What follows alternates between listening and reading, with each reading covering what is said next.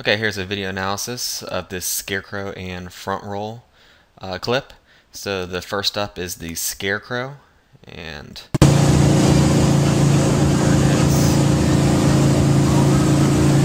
basically kind of looks like he's almost over-rotating it and has the handle up a little high. So let's actually look at this and see exactly what's going wrong here. So if I play this, first off, you can't see that YouTube's a little choppy.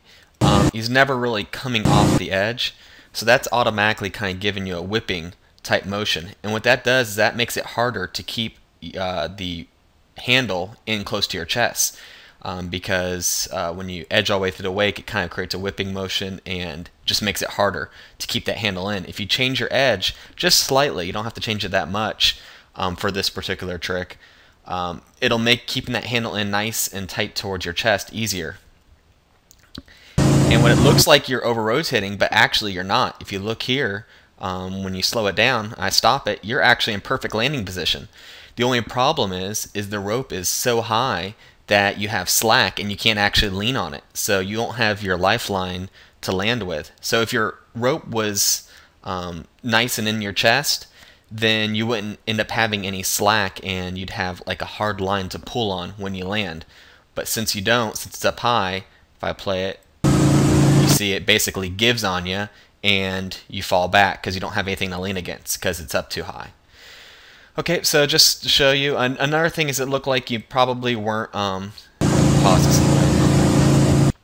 It looks like right here, you're not, your head's not actually facing the right direction. You should be looking for that landing ASAP on this trick. So let me just go to another example. Here's Chad doing a Scarecrow. You can see a slight change of edge right there before he popped up, and then as soon as he's able to, look, he's already looking, he's only halfway through the trick and he's already turning his head to actually look at that landing. The turning of the head also helps complete the rotation of the flip and makes it a little smoother, but the other obvious benefit is you see the landing and you'll notice his eyes will be locked into that landing through the remainder of this clip until he lands and he looks back up. So that's the Scarecrow, and that's where I think you're doing wrong with your Scarecrow. It's really the edge is causing your handle to get a little high, and that's what's giving you nothing to land against when you land. Okay, so all the rest of the clips in your video here are front roll attempts, so let's take a look at those.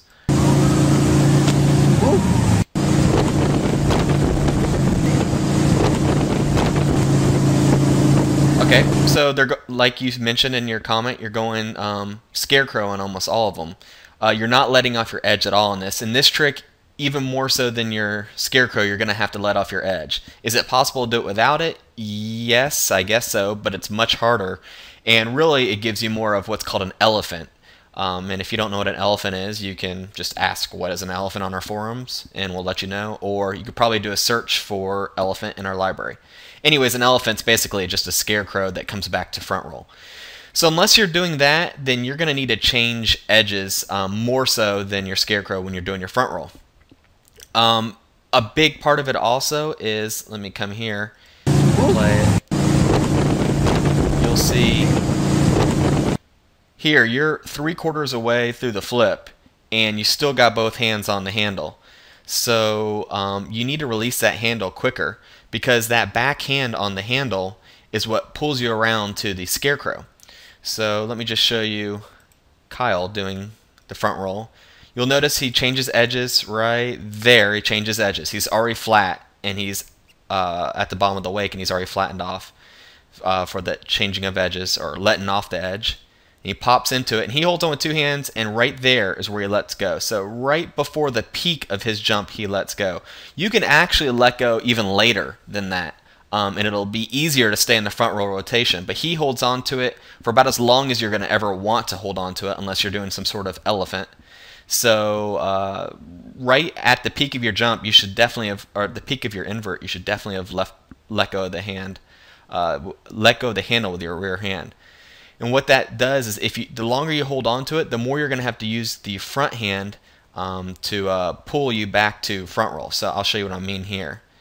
See, if I pause it here, you can see he's almost kind of going towards Scarecrow slightly. He's in between Scarecrow and in between Frontroll. And that's because he held onto the handle all the way up, through the first part of his trick. So now what he's going to have to do is actually take that hand and pull in this direction to actually pull him back to Frontroll. So you can't really tell, by just looking at the clip, but I guarantee you that's where he's pulling. It's just one of those things where, to a viewer looking at it, you can't tell it, but that's what the rider's doing right now, even though you can't actually see it in the video.